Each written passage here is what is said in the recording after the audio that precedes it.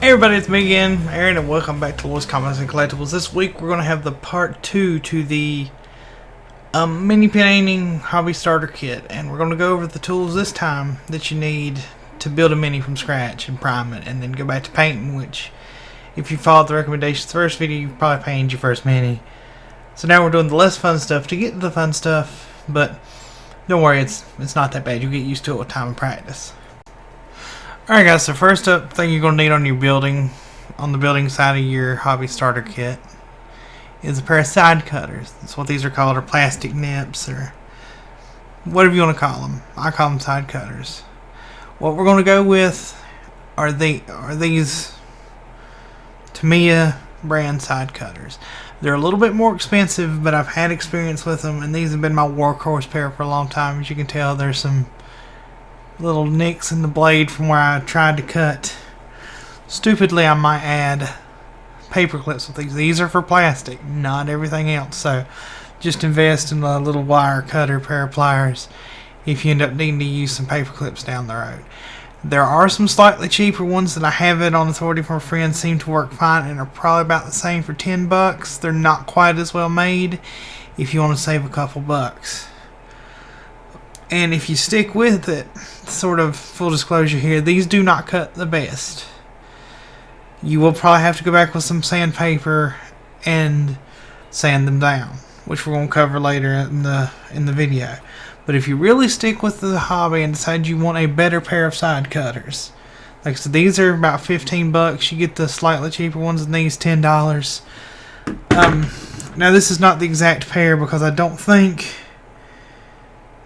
Gundam Planet is manufacturing these anymore from when I looked on their website. But these are Gundam Planet side cutters. See how they got a little more of a blade? These cut fantastically, and they carry another brand called God Hand nippers that look kind of similar to these, but they're about $35, but they're supposed to be some of the best nippers on the market. But I don't, unless you just got the extra money to throw around right now, I'd wait, make sure you're going to stick with the hobby and get the Tamiyas.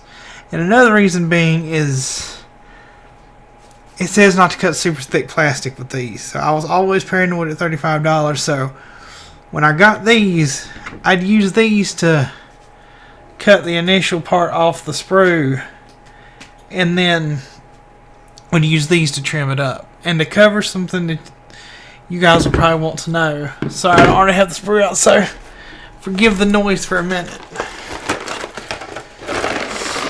When you're cutting out mini parts, you would think you would want to cut as close to the part as possible, right? Like here where the legs go. You'd want to cut as close as possible. But what you want to do, and this is more if you get into Gundam model making and stuff, because we're going to paint these, so if you put a little bit of a stress mark on the plastic, nobody's going to see it. But if you get in here and try to cut real close, you can put a white mark on here because you're stressing the plastic. So what you really want to do is come in here and try to cut more. I'd flip these over because I know where they cut more towards this, and you'll have that little bump there still attached to the part, and then you would come back either with these, or if you got the other pair, and snip closer to that part that's holding it on, so you're not stressing the plastic. Or in my case, I'd come back with these, go real close, and snip them. It's just a small thing that probably for many is not as big of a deal, but if you decide to segue into Gundam models I also like, it's something to bear in mind if you're not going to paint the part. So you got your side cutters, which is going to be the workhorse of most of what you do. And then the next thing we need to discuss, and this one essentially comes down to what you can find the cheapest. You need yourself a X-Acto knife or a hobby knife, whatever you want to call it. And I say a hobby knife, and you're thinking, you might think, depending on what your job is, well, I've got a box cutter, won't that work? And it would probably work in a pinch, but I'd encourage you just to spend the money to get one of these thinner handle ones, and I think they make some smaller ones, thinner ones, because you don't want all that extra weight to have to handle. And I mean, you saw this sprue. If I had a box cutter, how hard would it be to get in here and cut this off or whatever? So I just would get something like this. Brand doesn't really matter. Mine is an actual X-Acto knife. They're not that expensive. I think they're like $5 to $10. It's not a whole lot. I think it's more like $5 to $7. But if you found a cheaper brand that had this handle, a hobby knife is a hobby knife. Because mostly what you're going to use this for is use the blade part to trim down that nib that we were talking about. Or if it's got a seam line on it, which I don't know if I can find something super quick that does on here to show you right offhand, because I'm not seeing anything. When you put one of these parts together, sometimes like that arm might be two halves that come together, and they squeeze them together when they make the molds. But there'll be a little raised area where the two parts came together, this plastic, and then you'll take your hobby knife, and maybe I'll do a build with a mini, or I'll get like an SD gun or something I can get done quick on a later video so you can see all these in action. And you use the back of the blade, and you'll literally just scrape that section gently to take away where that raised area is. And they make some. This is a number 1 or number 2 blade. I think the only difference is the thickness here is what I would recommend. But if you see something else you want to try, go for it. And if they have one that's a decent price with extra blades, I would probably get that. Just have a few extra blades, because a good way to get cut is to have a dull blade and you start trying to force something. And then, like if I was forcing something out here, right, and then I'm forcing it, and then I do that, and then I'll get the knife in my hand. So a good way to get cut's a dull blade, so they're worth getting extras. Granted, this one's worked for a while, but I don't cut with mine all that much, and I'll explain that later too. The next thing we will need to get is you need some sandpaper. Brand I don't think really matters. But what I have here, and this is the workhorse, I don't go much higher than this, but you can if you really wanted to work on a finish. I would get 1,000 grit sandpaper. Some 1,000 grit sandpaper. There we go. Because if you don't know on sandpaper, the higher the number, the finer the grit is. The lower the number, the more grit it has, so it'll remove more material. And since we're doing the side cutters and the X-Acto knife, you're generally not removing a whole lot of material with your sandpaper. So I wouldn't go below 1,000. You might get away with 8. I hadn't tried it.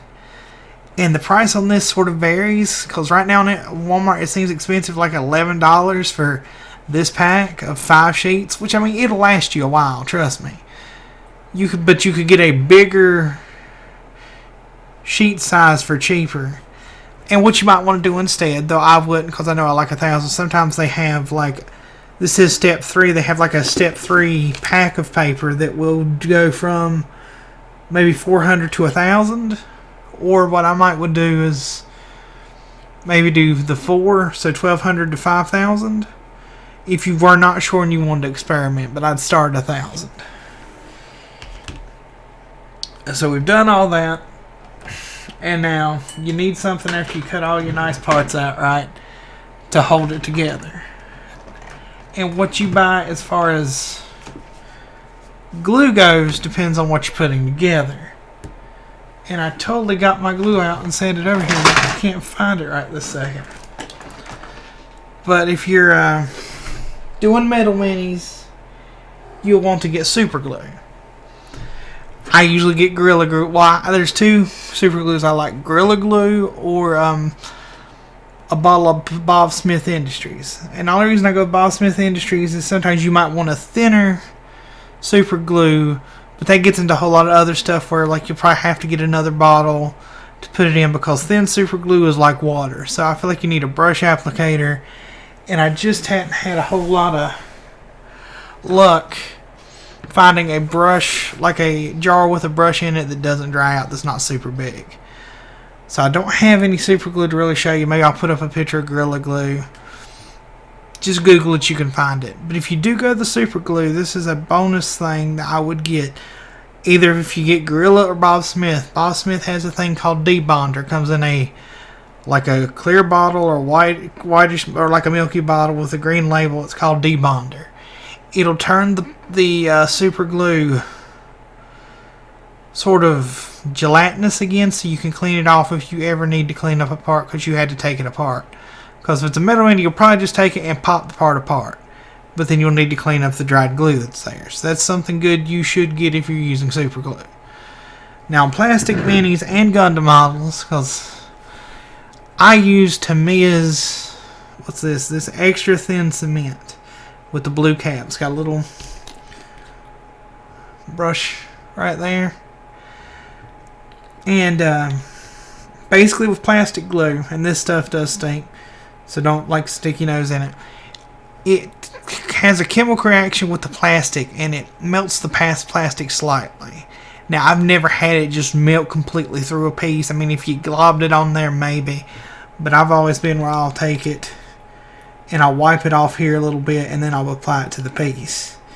But basically, both sides you put on melt a little bit, and then they sort of fuse together. And that's why you use plastic cement. Only thing there to really worry about is don't go super crazy on the amount of glue you put on it, because it can melt through a thin piece of plastic. I don't think it will. But also sometimes if you're pushing a part together and you got too much on there, some will squish out, and you won't know it until you go to pull your thumb away or your finger, and your plastic piece has got thumbprints in it or fingerprints. Now granted, like on my goof I was doing, it was the head. You can take that 1000 grit sandpaper and probably buff it out just fine, but it's a bit of a pain in the neck. Just something to bear in mind. And the last thing you will need is you'll need to pick you up some primer. I don't have any rattle can primer around here because I don't prim with rattle cans. I didn't cover the differences in the written article, but I might do it here. What you're probably going to go for is Army Painter or Citadel in a rattle can, like spray paint. But honestly, here you can get anything that you can find cheap that I would say was from P3, Vallejo, any of the big hobby painting companies. Doesn't really matter, just whatever you can find cheapest. Because I think Army Painter's like $10 a can, but I think Citadel's black can be up to $15 a can. But before you go to spraying your minis, watch a video on doing it, because distance from you and the mini can matter. Like, I wouldn't be under 6 inches away from the mini. And also, like, when you start doing it with a spray can, because you can't control the amount necessarily coming out in the air, you don't stop. You literally go like, pfft, pfft, pfft. Don't stop, because you'll build up too much primer and you could obscure details. Also, humidity can play a big role in that, so watch a video, figure out what humidities you probably should prime in, and then check the weather in your area and try to prime on a good day will help you. Now, what I prime with, and I won't pull it out to show you because it's a whole other video, is I have an airbrush that I prime with, and there's this stuff called Steiner Rest Primer, comes in a little bottle, and it is much smoother than the other primers, but they don't do it in a rattle can that I know of. And that requires the investment of an airbrush, which a compressor and a cheap airbrush to start off with for priming. You're probably looking at $60 to $80. I haven't really priced them recently, and that's not what this is about. It's $60 to $80 just to prime, when you can spend 10 to 15 and get quite a few primes depending on how much and what you're building for the beginner, and maybe you'll upgrade to that later. And I covered it in the other video, but if you hadn't gotten it this time, might be a good time to pick up some clear coat, that testers. So, like I said, guys, you got all the stuff you need to build any model or any mini you want to. And honestly, at this point, you've got stuff if you wanted to try Gundam models for the first time. It's a lot of the same tools to do the same things. So, there was one little addendum I wanted to add here. They make them, and I'll try to find a set and put a picture up. They make hobby files. Not something that is required, but I'm not super good at cutting with that X-Acto knife, like cutting the nib off the part. So I will take my files and file down the nib real good, and if there's a little bit left, take the sandpaper and clean up any scratches I might have put in the plastic. You don't want, even though I've seen some people use them, you don't want big industrial files. They're hobby files, maybe they're diamond files or needle files. I'm not sure what the word is. I'll put put a picture in the video. But they can be helpful if you're not real confident in your cutting like I am. But that's an extra addendum that you don't have to have. This is bare minimum what you needed. Anyway, guys, I hope that inspires you to get out there, find you a Mini, put it together, paint it, show it off, send me some pictures. I'd be super excited to see what you guys are out there working on. And just have fun, guys, and I'll catch you next time. Peace.